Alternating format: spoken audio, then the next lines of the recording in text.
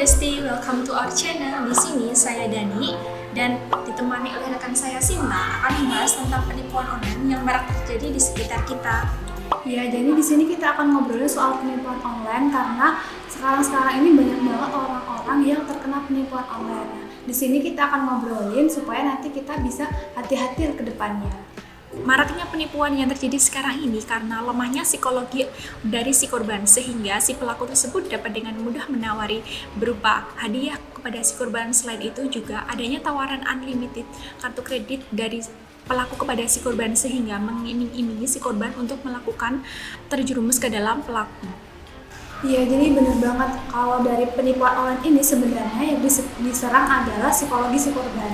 Jadi si korban ini dibikin senang banget atau ketika dia panik maka disitulah si pelaku mencari data-data pribadinya si korban. Nah, apalagi di era dompet digital ini si pelaku bakal lebih mudah banget untuk mengirimkan uang dari rekening si korban ke pelakunya. Nah, kalau dari Dani sendiri akhir-akhir itu mendengar soal penipuan yang seperti apa sih?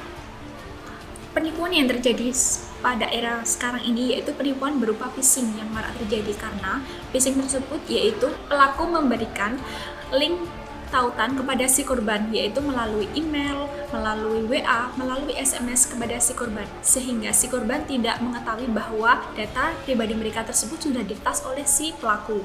Selain itu juga setelah mereka atau si korban tersebut mengklik link tautan tersebut, maka akan diberikan kode OTP oleh si pelaku. Selain itu juga ada 3 nomor rekening belakang dari si korban, sehingga si korban tidak sadar bahwa mereka sudah tertipu. Kemudian, apa nih menurut Sinta penipuan yang marak terjadi? Nah, emang sering banget ya penipuan kayak gitu. Aku juga sering dengar penipuan kayak gitu. Tapi sebenarnya di era digital ini kita tuh bisa mengantisipasinya. Salah satunya itu dengan cara menginstal aplikasi di handphone kita.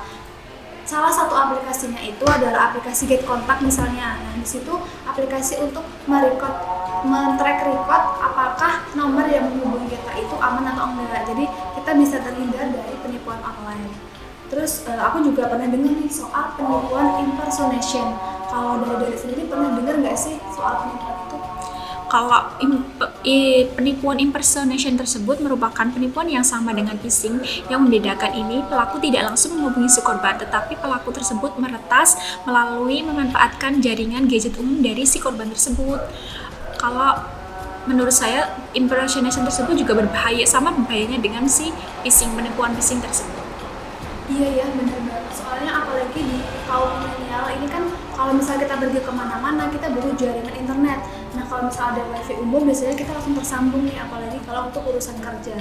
Nah, di sini jangan sampai kita pas menggunakan dari PC kita atau handphone kita ke wifi umum kita gunakan untuk transaksi, karena itu bisa berbahaya. Bisa aja data pribadi kita itu bisa diretas. Nah, aku juga pernah dengar nih penipuan yang namanya skimming. Kalau dari pernah dengar sih skimming itu penipuan seperti apa? Iya, ada juga penipuan skimming tersebut. Skimming tersebut berupa pembobolan rekening bank. Selain itu, skimming itu juga meretas yaitu strip magnetik yang ada pada kartu kredit atau kartu debit kita secara ilegal. Iya, aku juga dengarnya skimming itu seperti itu.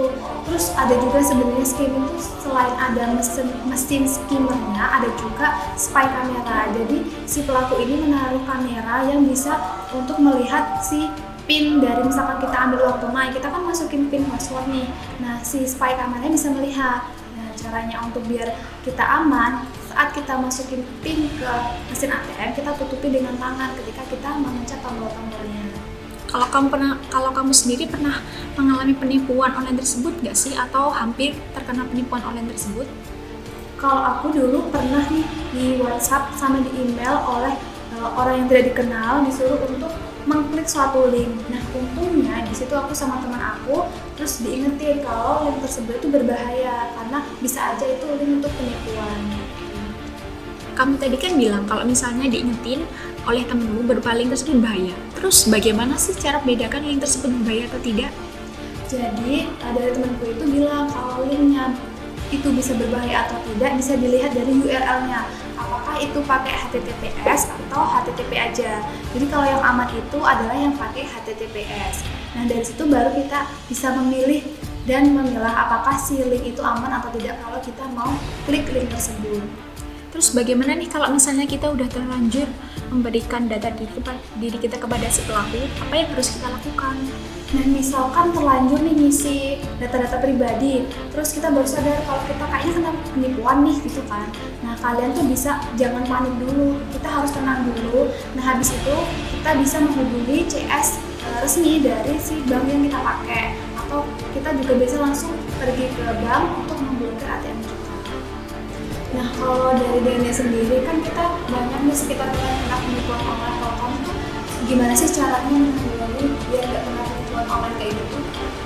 Kalau menurut saya, cara menanggulangi agar kita terhindar dari penipuan online tersebut yaitu tidak mengklik link sembarang oleh orang yang tidak dikenal. Apabila kita diberikan link lewat media sosial seperti WA, SMS, Twitter, atau email, kita jangan langsung klik link tersebut. Kita harus mengetahui link tersebut apakah berbahaya atau tidak. Seperti yang kamu bilang tadi, misalnya kalau misalnya kita klik ada HTTPS-nya sama HTTP-nya aja, kita yang klik link yang ada HTTPS-nya itu. Selain itu, juga kita dapat melindungi dengan kita melakukan atau memberikan fingerprint pada HP kita, sehingga apabila kita melakukan transaksi secara online, kita harus verifikasi lewat fingerprint. Selain itu juga kita bisa memberikan fitur aplikasi ganda kepada layanan yang akan kita lakukan pada saat melakukan transaksi online tersebut. Wah, itu tips yang membantu banget. Kayaknya aku juga bakal menerapin cara-cara kayak gitu juga supaya aku nanti kedepannya nggak kena penipuan online. Soalnya kan apalagi di era digital ini kita biasanya sering main medsos nih, terus ada yang mungkin nge-tweet atau kita kadang kasih postingan kalau kita lagi kena masalah soal keuangan, itu sebenarnya bahaya juga ya. Jadi jangan sampai kita itu memposting postingan yang bisa memancing orang lain masuk ke akun kita untuk menawarkan link-link yang berbahaya kayak gitu. Apalagi jangan sampai juga kita mendownload aplikasi yang berbahaya, entah itu di Google Play Store atau di iOS App. Ya, wah banyak banget ya yang udah kita obrolin dari tadi tentang bagaimana cara kita menanggulangi saat kita terkena penipuan online. Penipuan online itu gimana kita tidak panik, kemudian cara-caranya membedakannya, banyak banget yang kita bahas tadi.